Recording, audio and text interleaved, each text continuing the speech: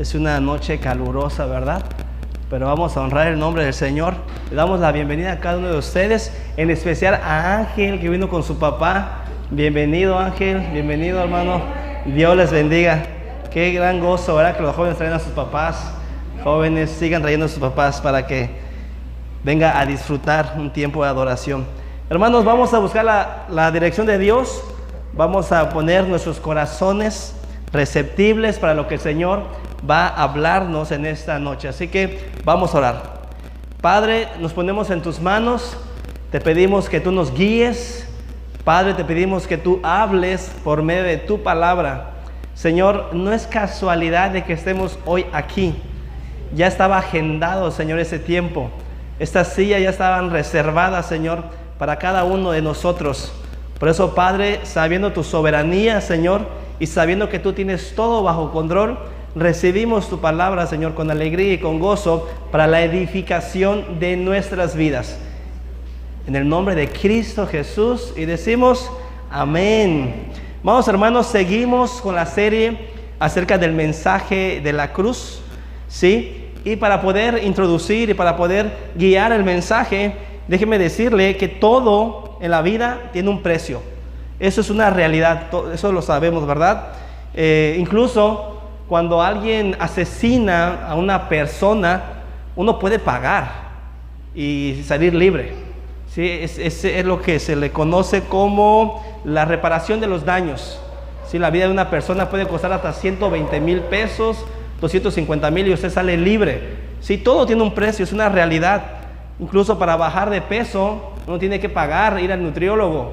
¿Sí? Cuando usted va de compras, todo cuesta, la gasolina, el construir un templo como ese, ¿sí? Todo cuesta, hermanos, realmente es una realidad. Se dice que la salvación es gratis, se dice que la salvación es gratis, pero en realidad sí se pagó un precio. Esa es una realidad.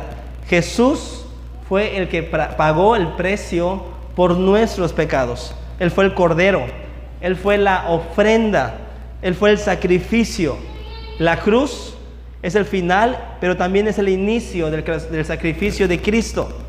Quizás para nosotros la salvación es gratis, quizás, pero para Cristo sí tuvo un costo, porque todo tiene un costo en la vida. Incluso para venir aquí también tuvo un costo, tuvo que pagar un costo cada uno de nosotros. Jesús en la cruz, amados hermanos, pagó el precio.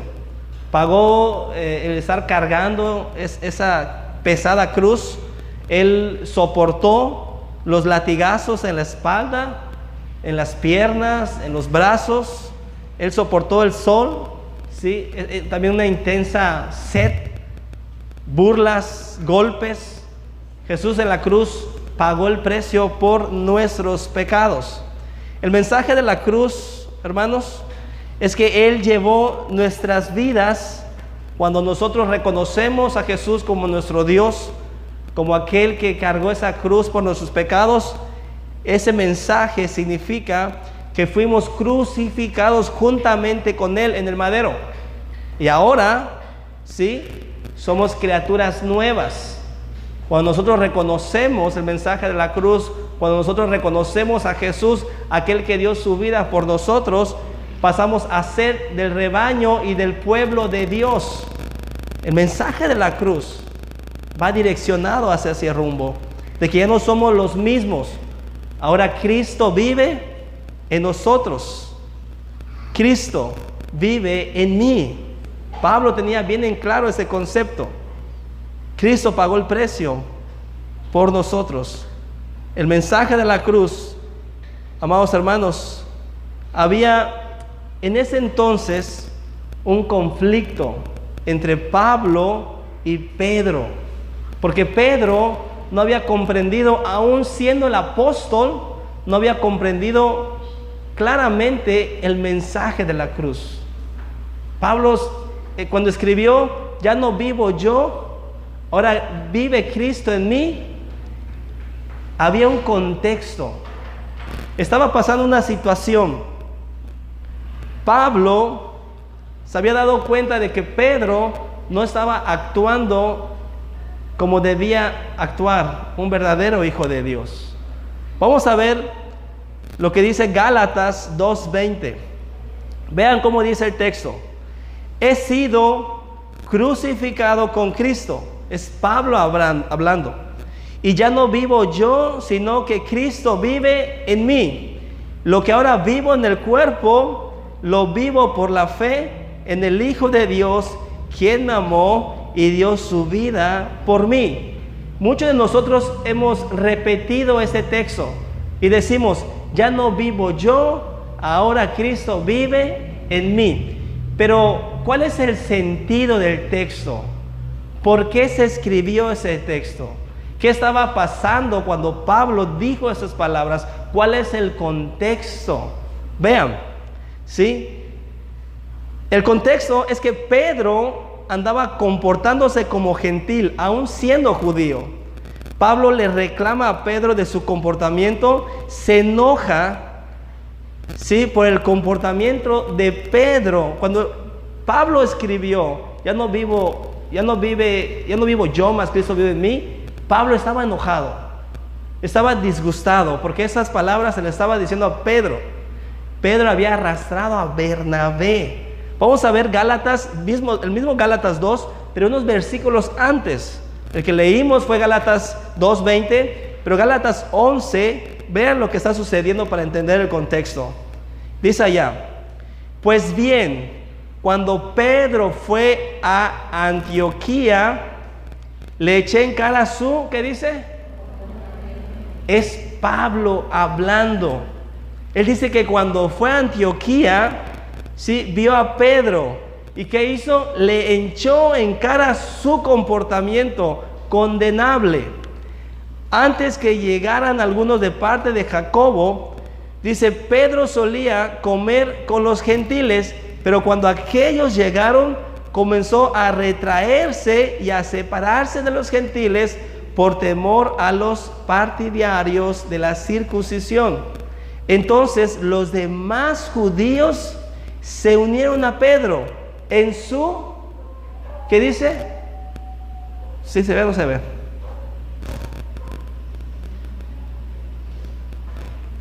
¿Uno más, Jade?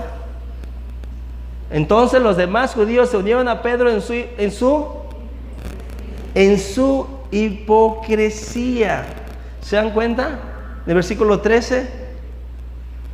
Y hasta el mismo Bernabé se dejó arrastrar por esa conducta.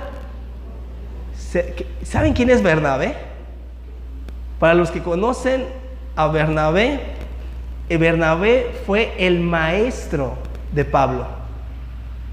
Bernabé fue el mentor de Pablo. Pablo no anduvo con Jesús. A Pablo se le dio la revelación cuando hubo su conversión en Hechos 9 y fue llevado al tercer cielo, y a Pablo se le describe todo, ¿sí?, lo que nadie pudo escuchar. Pablo fue elevado al tercer cielo. Sin embargo, Pedro se anduvo con Jesús. Y Pablo, cuando va a Pedro, ¿sí?, le echa en cara, porque andaba con los gentiles. Y luego se va con los judíos. Y los judíos siguen a Pedro. Y también arrastró ¿a quién? A Bernabé, a su pastor, a su mentor, a su líder. Dice allí, y hasta el mismo Bernabé se dejó arrastrar por esa conducta hipócrita.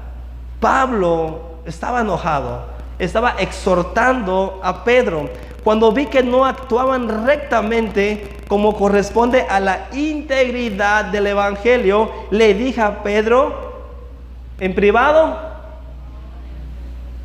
¿sí?, como su conducta, que no la pongan atención, chicos de allá atrás, su conducta de Pedro no le agradó a Pablo, y no lo llevó en privado, no lo llevó en la oficina. ¿Qué dice? Que delante de todos, ¿qué pasó? Cuando vi que no actuaban rectamente como corresponde a la integridad del evangelio, le dije a Pedro delante de todos, si tú, que eres judío, vives como si no lo fueras, ¿por qué obligas a los gentiles a practicar el judaísmo? Nosotros somos judíos de nacimiento y no pecadores paganos.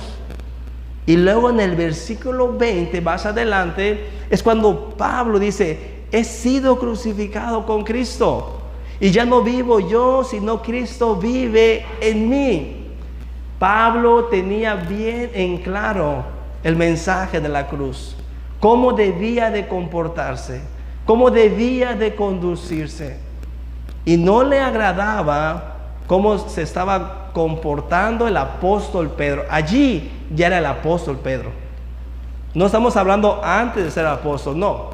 Pedro ya era el apóstol. Pedro ya había predicado en Hechos 3, Hechos 2, ya había convertido a 3,000 personas. Ya estamos hablando de el apóstol comportándose irresponsablemente. Dice ahí que de manera hipócrita. Entonces, cuando Pablo dice: he sido crucificado con Cristo, está diciendo: yo estoy pagando el precio. Yo estoy pagando el precio. Ya Cristo crucificó mi vida, y todos los días llevo mi cruz conmigo. Pablo tenía bien en claro sus convicciones, sus creencias. Ya había habido en él un cambio, un verdadero cambio real y genuino.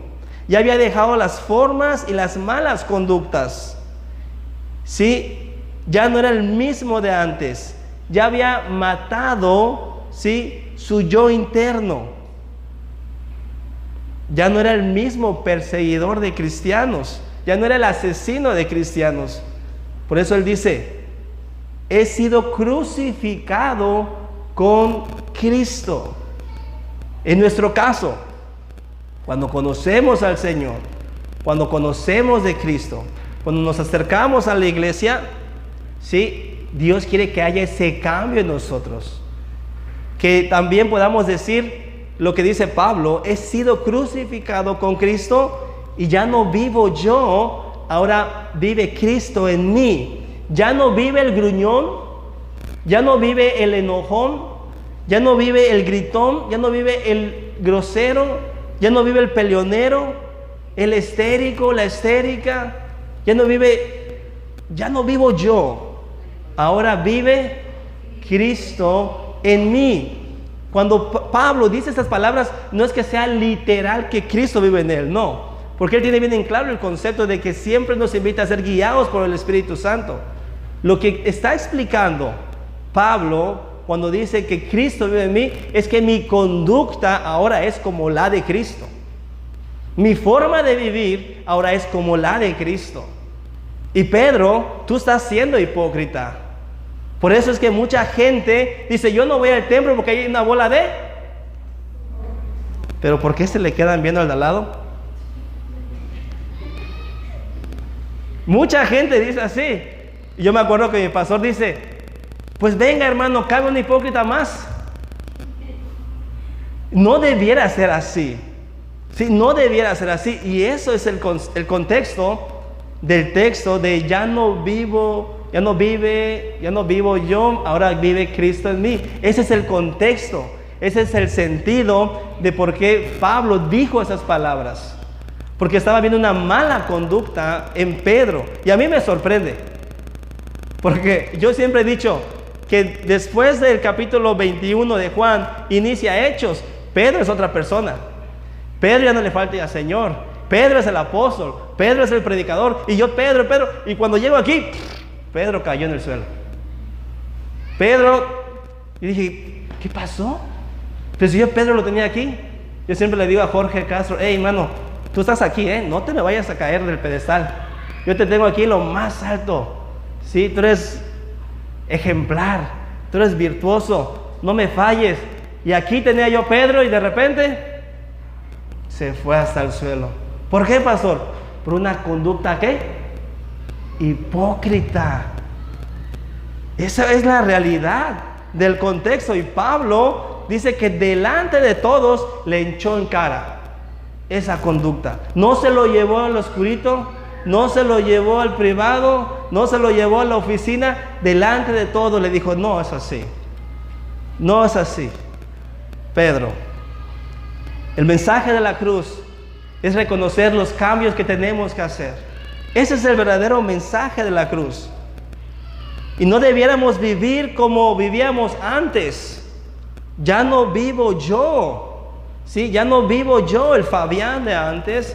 Ya no, ese ha sido crucificado en la cruz con Cristo. Ese era el conflicto que tenía Pablo y Pedro.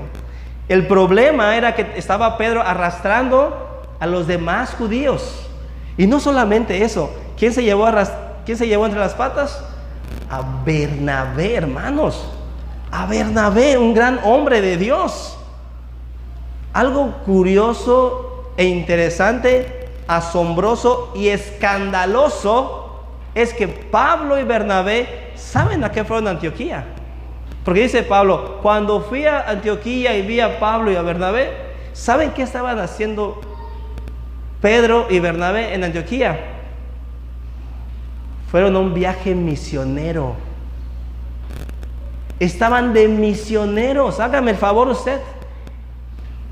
O sea, ellos ya eran misioneros y estaban comportándose como los gentiles. Imagínate que nuestra misionera, vayamos a ver a la misionera Socorro allá a Citilpech y de repente la veamos a la hermana allá en la, ¿cómo se llama eso? En el gremio. La hermana misionera en el gremio. Chucos, ponches. Algo así pasó. En serio, si ustedes leen el contexto y la historia de Bernabé y Pedro en Antioquía, ellos fueron a la casa de Cornelio porque allí había habido un avivamiento y fueron de inspectores, fueron de visita como misioneros. ¿Y qué pasó? Se involucraron con los gentiles y estaban viviendo como los gentiles, pero cuando vieron a Pablo, se fueron con los judíos. Dice Pablo, así no es, no, así no juego, ¿sí? Y los regañó y los exhortó. Pedro tenía una mala conducta y la verdad, en lo personal, me cuesta trabajo decirlo, porque yo Pedro lo tenía aquí, ¿sí? Es un ejemplo a seguir para mí. Pero en este caso en particular, algo sucedió, ¿sí? Su mala conducta estaba arrastrando a Bernabé. Y debemos tener mucho cuidado nosotros, hermanos, ¿sí? Debemos tener mucho cuidado en nuestra conducta, en nuestra forma de ser. Yo les digo a los jóvenes, la forma en la que tú te comportas, los demás también se van a comportar. Deben de ser obedientes, deben de ser disciplinados, deben de apoyar, deben de comportarse. Porque de lo contrario, si ven una mala conducta y llega un joven nuevo, ¿cómo creen que va a adoptar la conducta? ¿Verdad? Va a ser de mal ejemplo. Y comúnmente los jóvenes aprenden lo malo. Eso, pero para aprender lo malo son buenos. Pero para aprender lo bueno es difícil. Y eso es lo que estaba pasando. Y nuestra conducta, hermanos, ¿sí? Puede arrastrar a otras personas a hacer lo malo. Porque van a decir, bueno, míralo, si él lo hace, yo también lo puedo hacer. Es bonito y es ejemplar que alguien arrastre a su papá a la iglesia. Oh, qué bueno, eso sí es bueno, ¿sí? Eso sí es ejemplar. Que podamos nosotros ser de influencia positiva, que realmente podamos ser de bendición para los demás, pero no arrastrarlos a una mala conducta. Cristo nunca tuvo una mala conducta, ¿sí? Cristo nunca fue hipócrita. Cristo todo lo hizo con amor. Entonces, ¿cuál es la aplicación? Vamos a pedirle al Señor, ¿sí? Que nos quite la máscara. Hay que decirle al Señor, Señor, sí, en muchas ocasiones he sido hipócrita. Y uno de los sinónimos de hipocresía es fingir, simular, falsedad. Son sinónimos de la hipocresía. ¿Alguna vez usted ha actuado como Pedro y ha fingido? Yo sí. A veces fingimos, ¿sí? A veces simulamos algo que no somos. Muchas veces somos falsos, es una realidad. Y para muestra un botón, el Facebook está lleno de falsedad. El Facebook está lleno, sí, de falsedad, de hipocresía. Fingimos mucho ahí en el Facebook, fingimos porque me incluyo. ¿Sí? Simulamos algo que no es. Debemos de quitarnos la máscara delante de Dios y ser tal como somos y decirle: Señor, cámbiame en esta área si necesito cambiar. Necesito aprender a ser más como Cristo. Necesito aprender y decir como Pablo dijo: ya no vivo yo, ahora Cristo vive en mí. Porque de lo contrario vamos a seguir siendo hipócritas como Pedro. Vamos a seguir siendo falsos como Pedro. Y la gente va a decir y dice que va al templo. Sí, y lo peor de todo, en el caso de los jóvenes, que cuando se portan mal, sus papás le dicen: eso te enseñan en el templo, ¿verdad? Eso aprendes en el templo. Es lo primero que les dicen. ¿Sí? Entonces debemos de tener mucho cuidado, porque uno de los grandes errores que las iglesias cometen es crear falsos cristianos. Simular algo que no somos. Realmente a Dios no le importa la vestimenta. De veras, hermanos, a Dios lo que le importa es el corazón. Que los cambios que tengamos que hacer no sean externos, sino sean ¿qué? Internos. Cristo entregó su vida por usted y por mí, sin falsedad. Él lo hizo real y genuinamente. Cuando Pablo dijo: he sido crucificado con Cristo, estaba diciendo: yo ya morí. Fue cuando Pablo empezó a vivir una vida de integridad. Pablo empezó a vivir de manera sincera. Pablo empezó a vivir una vida agradable delante de Dios. Luis, ahí está mi agua atrás, hijo, sírveme agua. Gracias. Pablo, amados hermanos, empezó a vivir una vida agradable delante de Dios, porque él entendió el mensaje de la cruz. Pablo entendió realmente el mensaje de la cruz. Pedro se estaba comportando como un falso cristiano. ¿Cómo es un falso cristiano, pastor? ¿Sí? Aquel que viene a la iglesia, escucha el mensaje de Dios, pero no lo pone en práctica afuera. Es un trabajo, no refleja la vida de un cristiano, de un hijo. Gracias, hijo. Fíjense que en la hotelería, yo trabajé 18 años allá en la zona hotelera de Riviera Maya, en los hoteles. Cuando empecé mi vida cristiana, Dios empezó a cambiar mi forma de ser, mi conducta. Mis jefes, mis amigos me decían: tú eres cristiano, ¿verdad? ¿Por qué, hermanos?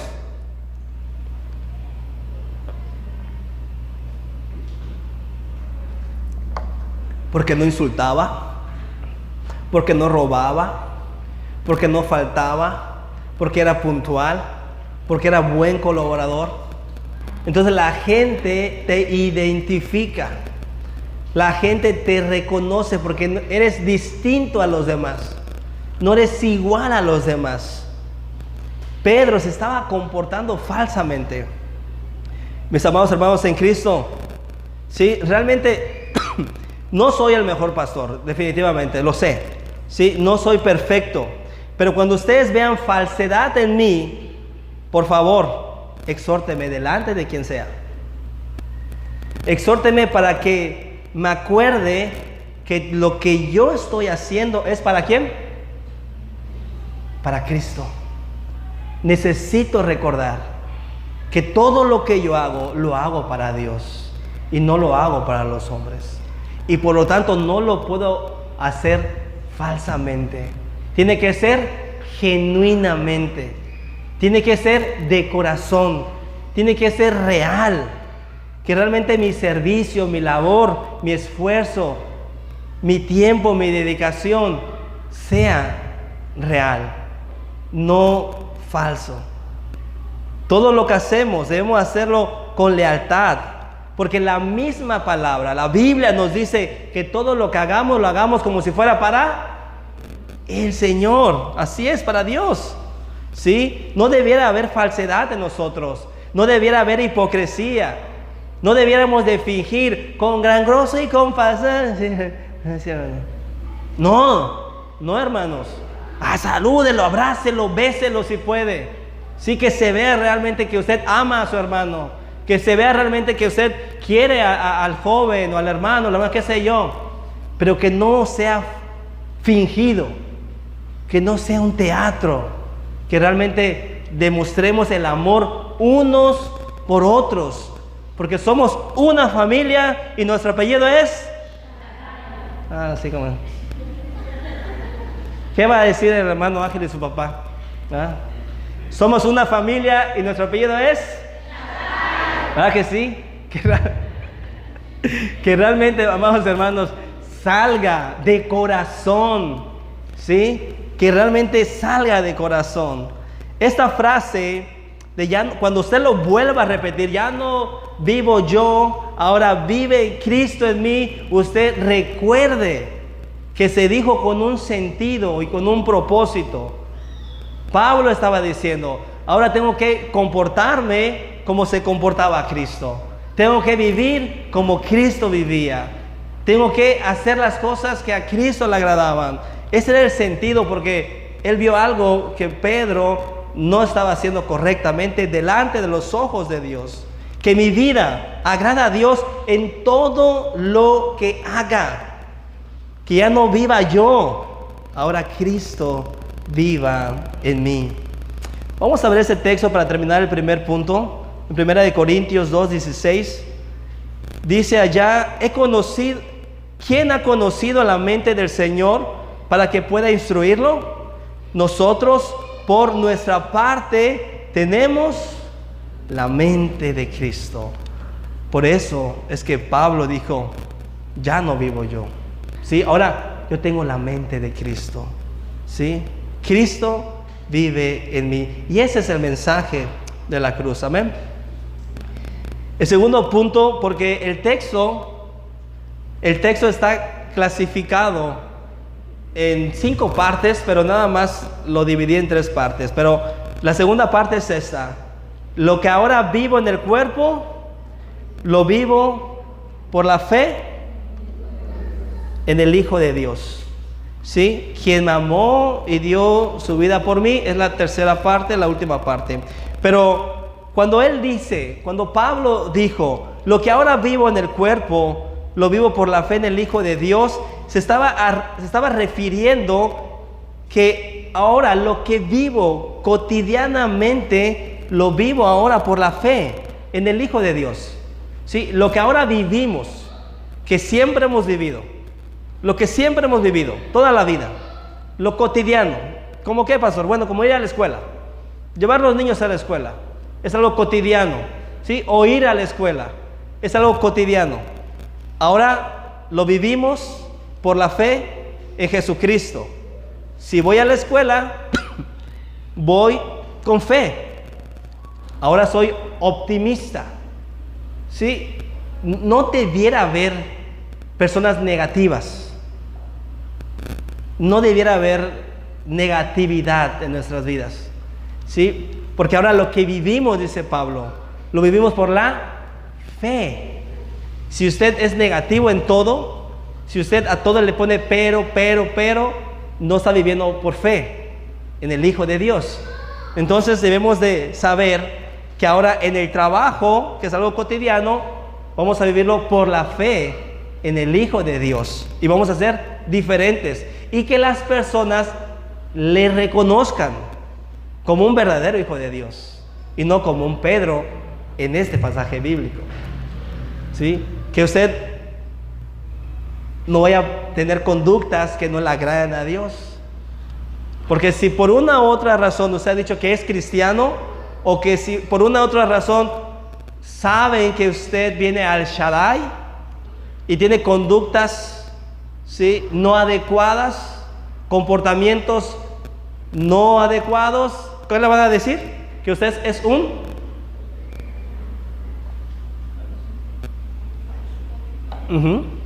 así como lo dijo el hermano.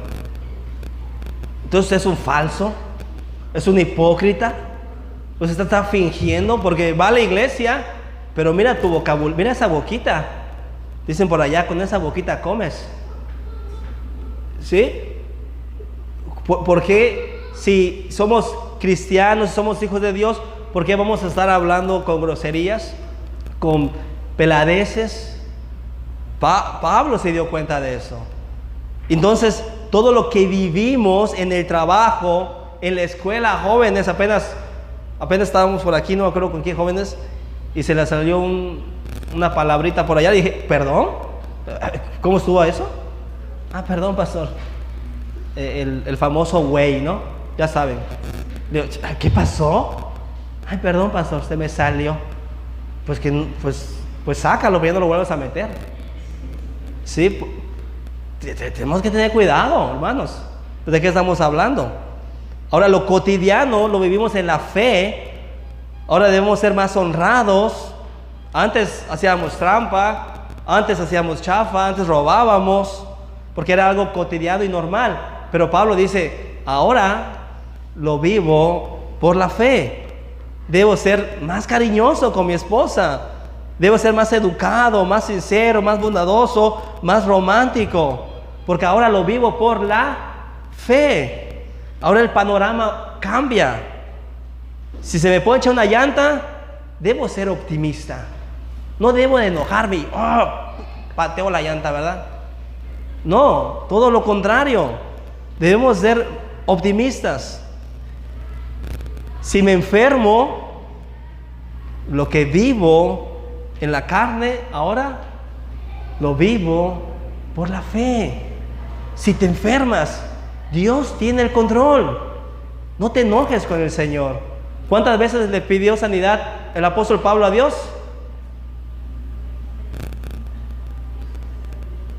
¿Creen que Dios le sanó? No lo sanó. ¿Se enojó? Se enojó Pablo.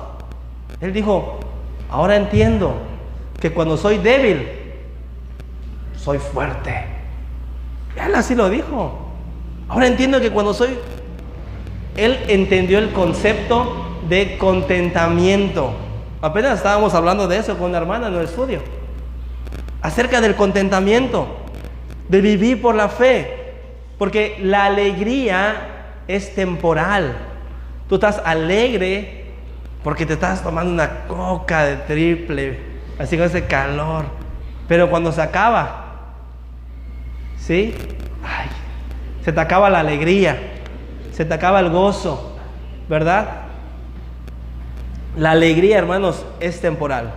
Apenas una de mis jóvenes le robaron su perrito, ¿sí? Allá en Citilpech. Estaba triste porque le robaron su perrito. Fíjense, y quiero llevar el concepto de contentamiento. Más que ponernos tristes, el contentamiento es, ok, Señor, te pido que mi perrito esté en un buen hogar. Señor, te pido que no ande en la calle, y si me lo robaron, que el que me lo robó le dé buen alimento. Y usted está contento con Dios. Ese es el concepto del apóstol Pablo cuando dijo, ahora lo que vivo en la carne, lo vivo por la fe. ¿Sí? Porque ¿saben algo? ¿Se acuerdan del pasaje donde a Pablo lo mordió una serpiente? ¿Se acuerdan del pasaje donde a Pablo lo golpearon y lo desnudaron prácticamente? ¿Se acuerdan del pasaje donde a él lo encarcelaron y lo latigaron? ¿Se acuerdan del pasaje donde naufragó en medio de una gran tormenta? Donde lo intentaron matar sus propios amigos judíos. Todo eso que pasaba en la carne, lo estaba viviendo por la fe en el Hijo de Dios. Porque si no fuera así, él hubiera tirado la toalla. ¿Sí? Cuando las personas se les viene el mundo encima, ¿sí? Lo que quieren es tirar la toalla. Ya están hartos porque les pasa esto, ¿sí? Tragedias, enfermedades, dificultades, problemas. Pero él llegó a una conclusión. Pablo llegó a una conclusión en medio de tantos problemas y tantas dificultades. Él dijo así: todo lo puedo en Cristo que me fortalece. Porque de lo contrario, hermanos, ya hubiéramos tirado la toalla. De verdad. Cuando las cosas son tan complicadas y tan difíciles, debemos de decir: ahora lo que vivo en la carne, lo vivo por la fe. Y he sido crucificado juntamente con Cristo. Ese es el sentido. Pablo tenía bien en claro su convicción. Estaba firme en lo que él creía. Nadie hubiera aguantado tanto, nadie hubiera soportado tanto como soportó el apóstol Pablo. Y él mismo lo expresa en Gálatas. Vean cómo dice Gálatas 6, 15, 18. Para nada cuenta estar o no estar circuncidado. Lo que importa es ser parte de una nueva creación, ¿sí? De una nueva vida en Cristo, una nueva creación. Paz y misericordia desciendan sobre todos los que siguen esta norma y sobre el Israel de Dios. Por lo demás, que nadie me cause más problemas, porque yo llevo en el cuerpo, ¿qué dice? Yo llevo en el cuerpo, y vaya que tenía muchas cicatrices, ¿sí? Él llevaba en el cuerpo las cicatrices de Jesús. Hermanos, que la gracia de nuestro Señor Jesucristo sea con el espíritu de cada uno de ustedes. Amén. Pablo expresa: lo que ahora vivo en el cuerpo. ¿A qué se refería? Al sufrimiento. ¿A qué se refería? A sus cicatrices, a sus enfermedades, a sus carencias. Todo. Ahora, hermanos, debemos de vivirlo por la fe que tenemos puesto en Cristo Jesús, nuestro Señor, Rey y Señor. Amén. Por último, para terminar, dice ahí la última parte del texto: he sido crucificado con Cristo, ya no vivo yo, sino que Cristo vive en mí. Lo que ahora vivo en el cuerpo, lo vivo por la fe en el Hijo de Dios. Y esta última parte dice: quien me amó y dio su vida por mí. Vean que lo dividí en tres partes.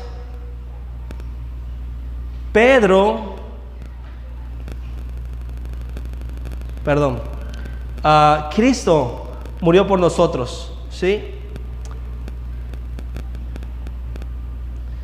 Lo que quería decirle Pablo a Pedro es que Cristo había muerto por él y no debía estar comportándose de esa manera.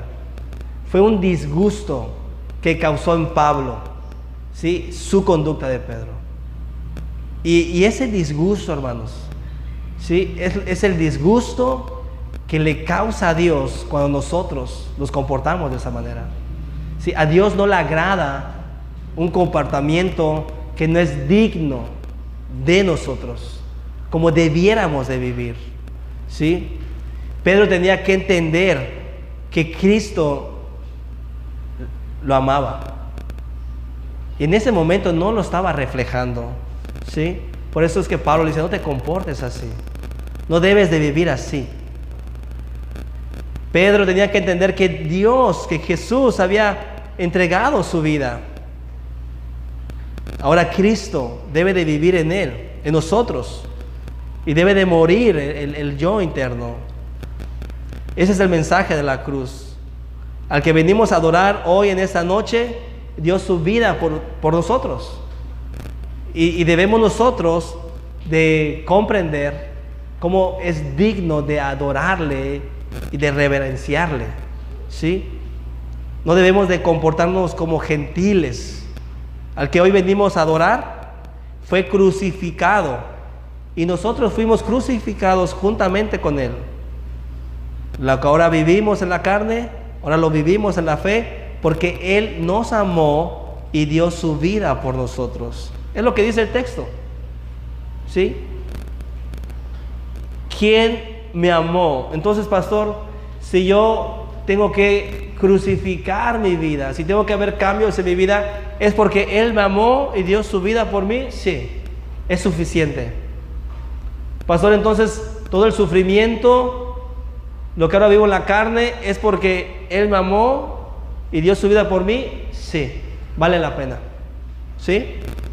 Ahora es tiempo de que nosotros no vivamos en falsedad, porque ese es el contexto y ese es el enfoque.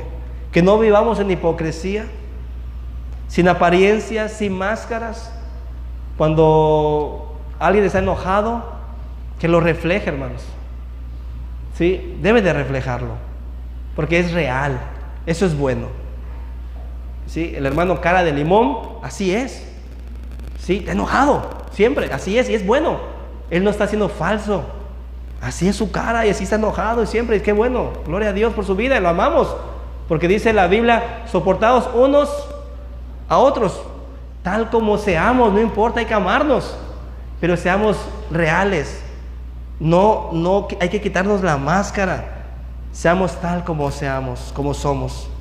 Vivamos como dignos representantes de Dios. Vivamos como dignos voceros de Cristo. Vivamos como dignos coherederos de la gloria de Dios. Vivamos como verdaderos hijos de Dios, sin tapujos, con transparencia y con virtud, porque hubo uno que nos amó y dio su vida por nosotros en la cruz. Amén. Vamos a orar. Amado Padre, gracias por tu palabra. Gracias, Señor, porque el mensaje de la cruz es tan complejo. Hay tantas cosas que a veces no comprendemos, pero hoy el mensaje es claro, Señor. Yo te pido, Padre, que nos ayudes a cambiar ciertas conductas, que nos ayudes a cambiar ciertas actitudes. Dios Padre, te pidamos que tu iglesia podamos ser reales, que no sea una iglesia falsa, que no sea una iglesia hipócrita, Señor, que realmente podamos expresar lo que somos, lo que sentimos, que realmente comprendamos el mensaje de la cruz y cómo debemos de conducirnos delante de ti, Señor. Pablo, Padre, es un gran ejemplo a seguir. Te pedimos, Dios, que podamos vivir en santidad. Te pedimos, Dios, que en esta noche tu palabra haga cambios en nuestras vidas, cambios en nuestros corazones, y que podamos ser reales y genuinos. Gracias, Señor, porque tu palabra siempre es de bendición y de edificación para nuestras vidas. En el nombre de tu Hijo amado Jesús, y decimos amén. Dios les bendiga, hermanos.